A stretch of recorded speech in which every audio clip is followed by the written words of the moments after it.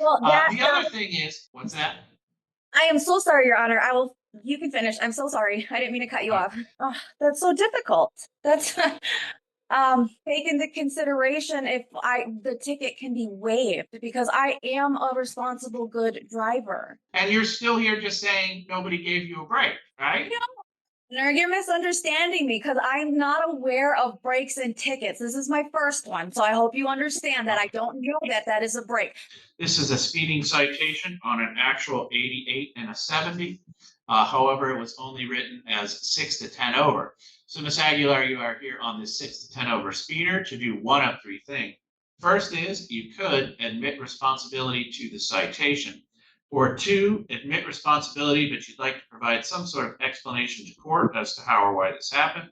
Or three, you wish to contest this citation. In other words, fight the ticket at what we call informal hearing. What were you looking to do? Number two, Okay. And what is it you'd like to tell me? Your Honor, I'd like to explain what happened that day when I received the citation. I was in the left lane passing a slower moving vehicle, and I did increase my speed briefly in order to pass and merge back into the right lane. But I was not driving recklessly. I was pulled over shortly after by the officer who was originally traveling the opposite direction and made a U-turn on that highway. Given the circumstance and nearby traffic, I'm not even sure the speed he clocked was mine. I thought I was pulled over because at the time I did not have my license plate attached to the back. It was in my front seat. So I was not aware of getting pulled over for speed. I just thought it was my car needing the identification. During the stop, the officer did conduct the conduction or the interaction made me uncomfortable. He questioned several times about alcohol and drugs, despite there being no evidence. He kept pressuring that, so that kind of made me like really scared. He did peer through my windows of the car. The car is brand new. So there's really nothing there. I've never been in trouble before. I have a really good driving record. I do take driving seriously. I lost my brother to a reckless driver. I'm just asking the court to just please take the circumstances into consideration when reviewing the citation. Okay. Well, ma'am, if you contested the citation, I would hear evidence and decide whether or not you were responsible or not. You're admitting responsibility to the citation. So I can't change the nature of your ticket. Now, lots of times, what people, when they come in here, what they're concerned about is getting points on their license. Do you know what I mean Mhm. by that? Is Yes, that what you're concerned about? I'm concerned about the points and the amount. I'm just concerned about it all, Your Honor. This is Uh, my first ticket I'm trying to fight. Well, first of all, the officer didn't write you a ticket for going 88 and a 70. The trooper gave you a break and wrote you the second wimpiest ticket he could write you. I think this is only a 1 point ticket. But here's what I'll explain to you about points. I'm not going to give you points on this. The trooper didn't give you points on this. Points don't come from us. All right. That fines and costs is the only penalty. Now, points come from Secretary of State. Secretary of State court, two different animals. They can't tell me what to do. I can't tell them what to do. Okay. But here's what I would say about points. First of all, points die a natural death every 2 years. So all you if you could, if you want to, just outweight this point and it will go away after 2 years. But maybe more to the point that this is what concerns you is there's a way for you to get rid of that point. But all I can do is explain to you how to do it for yourself. I can't do it for you. But are you curious? I am curious. I'm also curious to know if I don't know, I'm trying, this is my first time. I'm not sure if I'm doing this Uh-huh. right. Trying to fight it. I'm just agreeing with the officer. I honestly don't even remember that day how much speed I went because like I said, he was traveling opposite and there was multiple Yeah. cars and he was behind Well, another here's car. a couple of things I would tell you. First of all, we do not mind people coming in here and essentially saying, "Look, I don't know what I'm doing, but I want to see what happens, and this is what I want." The first thing first is, when you're telling me that I thought I got pulled over for no plate, that doesn't make a lot of sense because the trooper, if he's coming at you the opposite way, he wouldn't know you didn't have a plate on the back of your car. So to spin around on you and pull you over is probably for a moving violation. Well, that The other thing is, what's that? I am so sorry, Your Honor. You can finish. I'm so sorry. I didn't mean to cut you Uh, off. the other thing is most of the people don't realize just how far away that they're getting radared by that. So in other words, it would be the opposite direction radar in the front of the trooper's vehicle. Yes, you likely got radared when you were passing someone, and that's why it was 88. I will tell you this though, the actual law is you still can only go up to the speed limit to pass somebody. That's how slow somebody's supposed to be going for you to pass them. You were allowed to go up to 70 to pass, but passing is not an exception to the speeding rule. You still only can go the speed limit. Okay. But like I said, if you don't remember how fast you're going, the trooper's testimony would have been, of course, that his radar said 88, and then he checked his radar. So if he had had a hearing, I likely would have found you responsible. But here we are, sort of on the back end. I do have a question if we're able to pull the footage of that day, because the officer did say his camera was on. And when I was passing the car, he wasn't behind me like right away. It was a few miles down the road, and then he went behind me. So that's why I thought it was my Okay. license, not the I will speed. let I will let the trooper correct me, but when they say that, the camera comes on when they turn on lights and sirens. So it wouldn't have been on coming at you when it caught you speeding, and then he looped around on you, and then if to pull you over, he put his lights on. That's the camera footage he'd have, not of the speeding incident. Can he pull that's so difficult. That's um since there is no proof and he said I was going 88 and I'm just agreeing to it, what do I do, Your Honor? I get wanting to fight a ticket, but this is absolutely not the way to do it. Her entitled attitude alone is enough to obliterate any chance of walking away unscathed. The judge is being almost painfully polite and composed, which only makes her obnoxiousness stand out even more. Her whining cuts through the courtroom like nails on a chalkboard, and then she blurts out that she didn't even know how fast she was going. That's basically an admission of reckless driving with a side of cluelessness.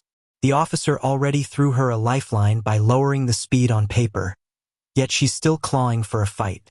There's nothing left to argue. She's playing with fire now. Push any harder, and she's likely to walk out with something far worse than what she came in with. Judges don't take kindly to people wasting their time over what's basically a warning ticket in disguise. And let's be honest, she's not after justice. She's desperate to be right. It's the classic Karen maneuver. Argue until the bitter end, even when reality isn't on your side.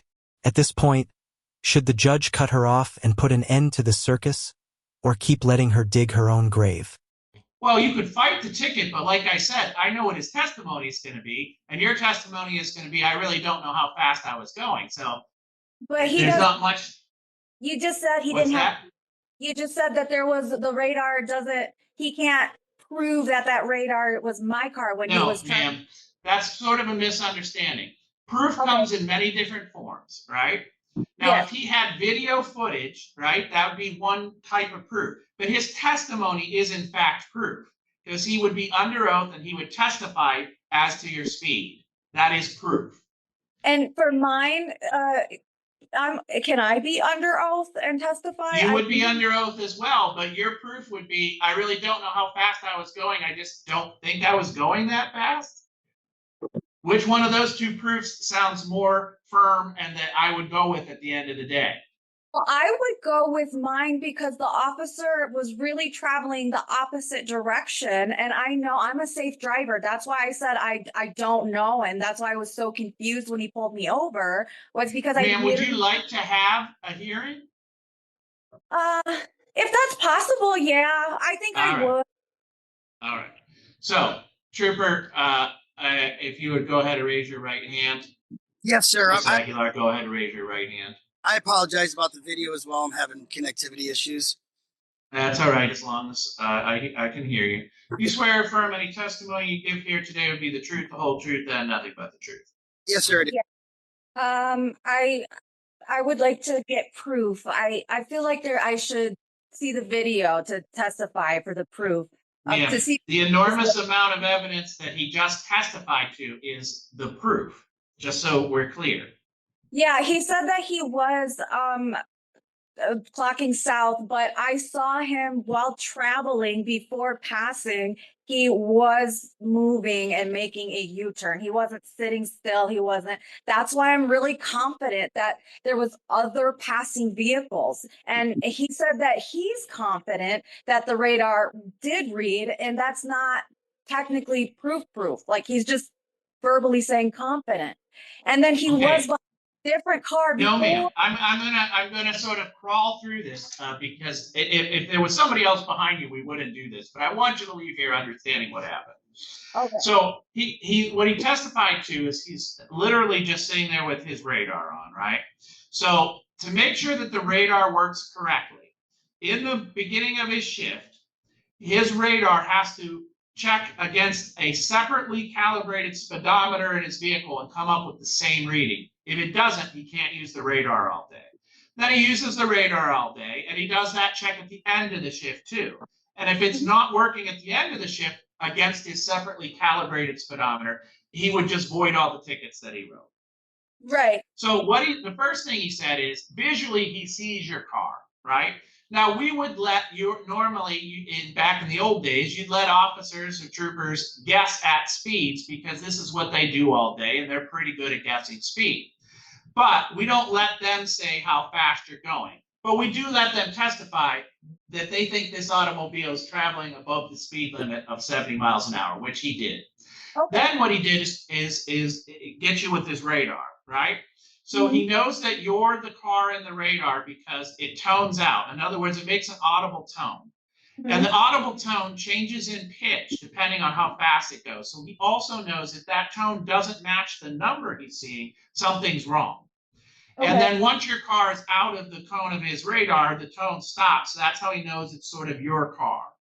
Then he sort of flipped around on you and pulled you over. So he actually has testified 3 different ways that you are traveling well above the speed limit of 70. And what you're telling me is, I don't know how fast I'm going, but I just don't think I was going that fast. Now I have to pick one of those sets of evidence, right? Either your evidence, which is your testimony, or his evidence, which is his testimony. And I don't have to find beyond a reasonable doubt. You've heard that before, right? Because this isn't a crime. The standard for this, because it's a civil infraction, is you likely did it, 51%. So when I weigh all his evidence and testimony versus essentially the lack of evidence and testimony on your behalf, of course I would find it is more likely than not that you were actually speeding. You were actually going faster than the ticket you were written, but you were at least going 6 to 10 over. And that's why I would find you responsible. If you're searching for more than that, or that doesn't feel like a sufficient explanation to you, I don't know what else I can do for you, man. That's how this works all day, every day. I understand, Your Honor. Is it possible confirmation from his radar to make sure that it was working accurately that day for me? Well, She absolutely does not get it, and that's what makes this infuriating to watch. The fine is pocket change, the points on her license are practically meaningless. This whole thing could have been wrapped up in 5 minutes flat. If money were really the issue, she's hemorrhaging far more cash dragging a lawyer into this circus instead of just paying the ticket and moving on. But no. She's locked into this fantasy that she's entitled to even more leniency than she's already been handed. This is entitlement in its purest, most toxic form. And now comes the tired, the radar was wrong excuse. Give me a break. Modern radar guns are razor accurate, even with a moving patrol car, and courts have ruled again and again that unless the device is miscalibrated, its readings stand. In this case, the officer already gifted her a discount on her speed. At this point, fighting it is like screaming about a coupon while the cashier is already giving you a bigger discount. It's pointless. The judge knows it, the officer knows it, everyone knows it, except her. This isn't about law anymore. It's about ego. And her ego is going to cost her. Do you honestly think people like this actually believe their own excuses, or do they just thrive on arguing for the sheer sport of it? I could have him testify to that, but we're going to wrap things up here. Every, I think, 90 days or so, a tier 3 operator checks the radars, and then every 120 days, a tier 4 operator checks all the radars of the car. And if there's any problem with any of the radars, they take those out of order. And there is some sort of maintenance logbook that the state police keep for that. You probably could subpoena those records or ask at a formal hearing that somebody would bring those records in. But at informal hearing, I would not expect the trooper to be familiar with those records at this state and time. Just know that there is, in fact, a method of continuously checking these radars that if there are problems, they're taken out of circulation. So that they're in circulation is sort of the prima facie evidence that against that set of checks, they are working. Thank you, Your Honor. I just want you to sense? that I wasn't driving recklessly. I was just passing. I do apologize. Reckless driving is actually a crime. There is a whole charge for reckless driving. That's not what you have. You just have a charge of speeding, like lots of people do. Take into consideration if the ticket can be waived because I am a responsible, good driver. And ma'am, here's the problem, right? If what we did was judge everybody who gets a ticket on whether or not they're a good driver or not, that would be incredibly unfair. So bad drivers are just automatically responsible for their tickets because they did it in the past, or good drivers couldn't possibly be speeding because they've never got a speeding ticket before. That's sort of not, I mean, it's scary that would be how the legal system works, right? I would judge this circumstance just on this circumstance, this time frame, and the facts that are presented before me, which is exactly what we did. Now, as far as getting a break, you did get a break. You got a break on the side of the road where this trooper decided to write you a ticket that's a third less than what he could have written you for, right? What could he have written me? I don't know what he could have written me for because. Well, ma'am, if you're going 88 in a 70, how many miles over the speed limit is that? 18 miles, right? Well, that's what he's saying, and I was agreeing. So obviously, I have to own up to that. No, so, ma'am. yeah. Even if you we stopped doing that. Well, I didn't take it that you agreed. We had a hearing, and I found clearly that you were going 18 miles over the speed limit. He did not write you a ticket for that because that's a 15 to 20 over. That's not what you're here on. That's not what I just found you guilty on. I found you guilty on a 6 to 10. He could have written you a 10 to 15, and you would have been responsible on that. He could have wrote you a 6 to 10. He could have wrote you a 1 to 5. He not only gave you a break 1 down, he gave you a break 2 tickets down. And you're still here just saying nobody gave you a break, right? No, you're misunderstanding me because I'm not aware of breaks and tickets. This is my first one. So I hope you understand that I don't know that is a break. But thank you for informing me about that. I'm here to fight it because I was just speeding to pass a car. That's it. That's all, Your Honor. And that's the break that I was looking to get. If I'm accused of speeding, I apologize. I was just passing a car in the left lane and got back over. He then was traveling behind a different car, turned his lights on, then came to me, and then I pulled over. Like I said, it takes a while for him to catch up to you, right? Because you're going. He didn't take a while. 70-something miles an hour, and he's going no miles an hour. He has to turn around and come after you. Takes a while. But one more thing, Miss Aguilar, because you had a contested hearing, you now do have a right to go to what's called formal hearing. Formal hearing is in front of the district court judges with the prosecutor's office. But to go to formal hearing, you must do 2 things. One is you must ask for that within 7 days of today's date. Your window of opportunity to contest this further closes after 7 days. And 2, you must come in and post a cash bond in the same amount as the fine to guarantee your appearance at formal hearing. Do you understand your rights on appeal? Yes, I do. All right. Then we're all set for what we need to do here today. I'm going to go ahead and release parties. Thank you. I don't know about you guys, but this one was pure comedy gold to sit through. Some people genuinely do not live in the same reality as the rest of us. The judge spelled it out in plain English, clearer than anyone could, and she still refused to get it. And if we're stepping onto the judge's side for a second, the man's patience was on another level. Most judges would have shut her down in a heartbeat, but he kept his cool. Props to him because he's easily one of the most composed, decent judges I've ever seen. The part that really floored me was when he reminded her that passing a car while speeding is still illegal. That's traffic law 101, but it went in one ear and shot straight out the other. It's insane how many people think their lame excuses can rewrite the rules of the road. This is the kind of entitlement that crashes and burns in a courtroom. It doesn't win sympathy. It just makes you look like an entitled Karen on full display. What do you think? Should this Karen have been slapped with a far tougher penalty? Drop your thoughts below. I'm dying to read them.